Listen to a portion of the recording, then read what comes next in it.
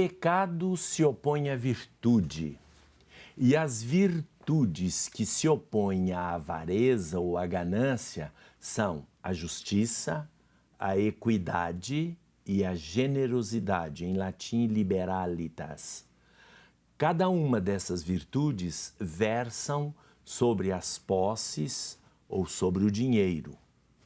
Por exemplo, é próprio da justiça a equidade estabelecida pela própria natureza das coisas, de tal modo que cada um tenha o que lhe é devido, nem mais, nem menos.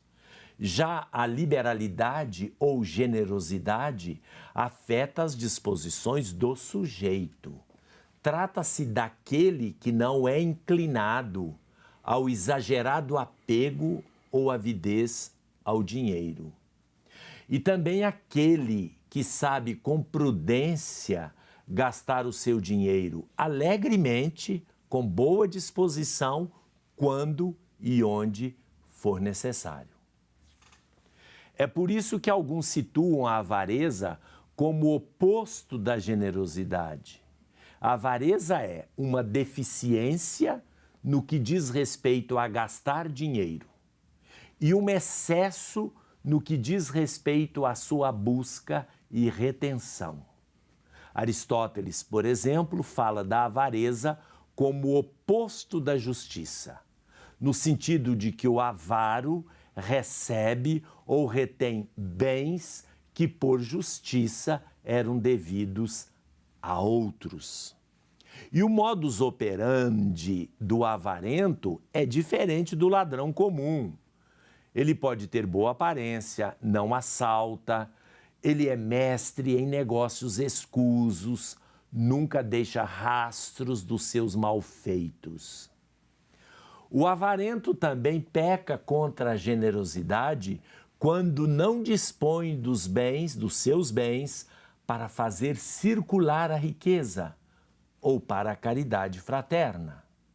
O profeta Ezequiel afirma a respeito de autoridades gananciosas, avarentas, que desejam a qualquer preço o poder e a riqueza. Diz o profeta: vossos governantes, podem ser os nossos, estão no meio de vós como lobos predadores que atacam a presa para derramar sangue e obter lucros com a sua avareza. É isso aí, né, gente? E agora nós vamos ver um VT sobre as pessoas falando a respeito da avareza. Me dê um exemplo do que a avareza produz. A avareza produz muita ganância, né? Muita vontade de ter e muitas vezes a pessoa, de tanto querer, pode pisar em cima dos outros, pode praticar atos ilícitos, etc. Então é muito prejudicial. O que é mais importante, ser ou ter? Eu creio que é muito mais importante ser do que ter. Tendo em vista que a pessoa é muito mais importante do que aquilo que ela tem. As pessoas hoje em dia elas valorizam muito mais o ter do que o ser, valorizam muito mais aquilo que a pessoa pode entregar do que aquilo que está na essência dela, né? Isso é muito prejudicial, com certeza. O que você pensa das pessoas que se preocupam mais com ter do que com ser? Então, essas pessoas elas devem conhecer Jesus. Eu creio que o mais importante na vida mesmo é conhecer Jesus, porque a partir do momento que a gente conhece Jesus, a gente sabe que é muito mais importante aquilo que nós somos, a nossa essência, aquilo que temos dentro do nosso coração, do que termos algo, corrermos atrás daquilo, querendo ou não, tudo que a gente conquista nessa terra, a gente vem para essa terra nua e a gente vai embora dessa terra sem nada. Tudo que a gente conquista nessa terra é passageiro.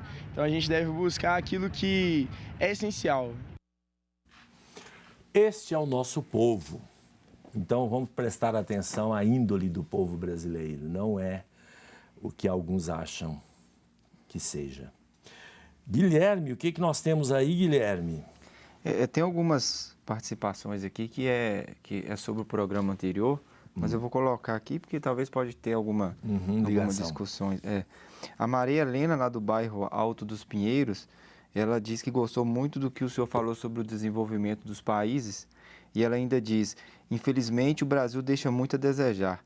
temos que agir e quem já não consegue mais tem que pelo menos rezar para que o país melhore.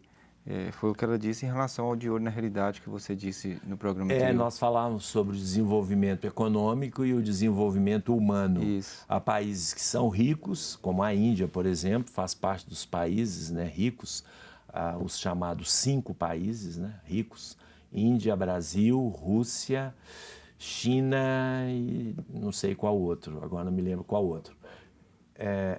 Outro país. Então, esses países são ricos, mas alguns deles, como o caso da Índia e do Brasil, têm uma miséria enorme. Os índices de desenvolvimento humano são baixíssimos. Então, acho que foi esse o comentário dela, né? O Antônio Augusto, lá do Conceição do Mato Dentro, ele pergunta: o católico recebe a graça da salvação através dos sacramentos, assim como o evangélico recebe? A graça, é a palavra de Deus. Na verdade, sacramento e palavra para nós católicos estão juntos.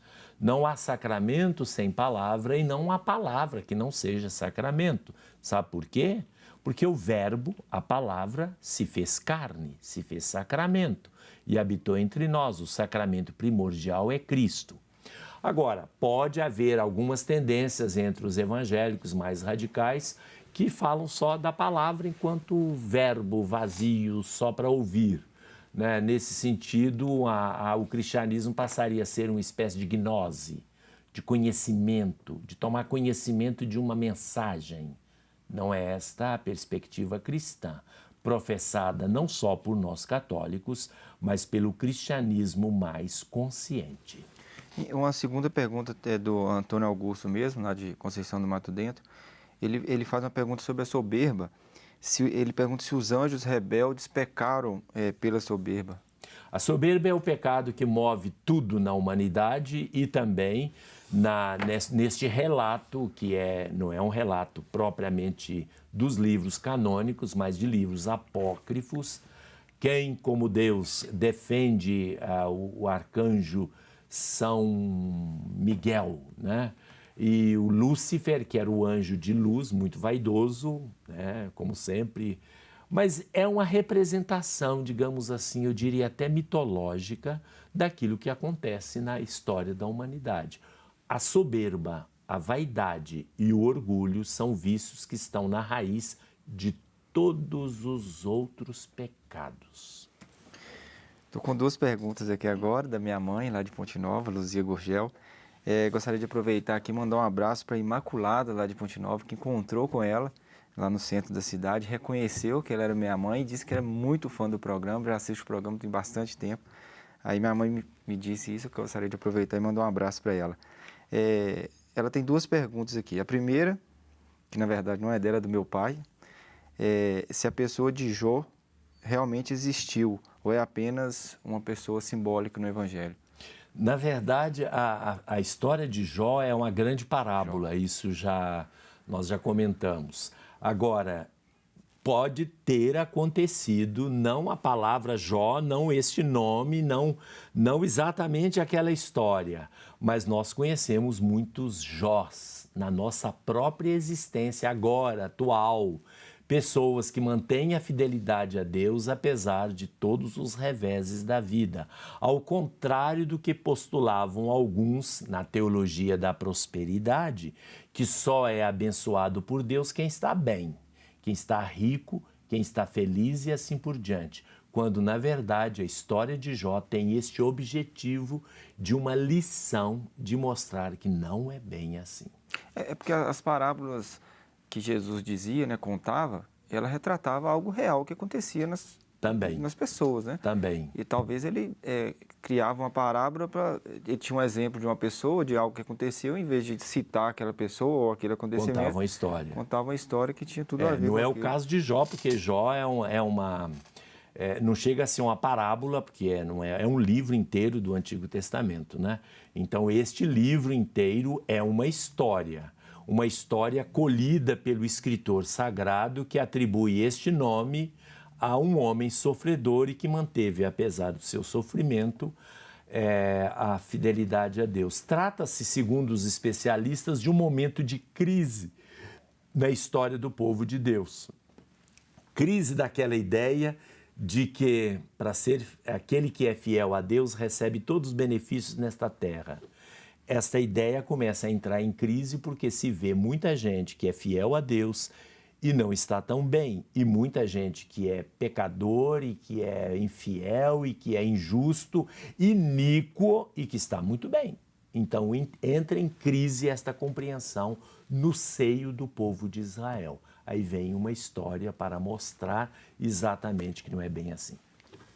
E a segunda pergunta dela, que eu acho que tem tudo a ver com isso que a gente está discutindo aqui nesses últimos programas, sobre os vícios, né, esses pecados capitais, e ela diz o seguinte: estamos vivendo momentos muito difíceis e acho que está afetando muito o espírito das pessoas, aliás. Qual deve ser a postura das pessoas diante da família, do trabalho, da sociedade? A tensão está muito entre todos. E eu acredito que tem muita... Eu acho que isso aí seria dos dois lados, né? Uhum. Uma pessoa que vê uma outra pessoa que está cometendo esses atos e uma pessoa que talvez esteja afetando outras pessoas e não esteja reconhecendo isso também, né? Eu acho que nós vamos responder isso no próximo bloco. Eu acho que o grande problema do Brasil hoje é que nós estamos à beira de uma guerra civil, né? O ódio está disseminado no meio da população, porque o Brasil nunca se encontrou numa situação tão atípica como agora. Voltamos daqui a pouco.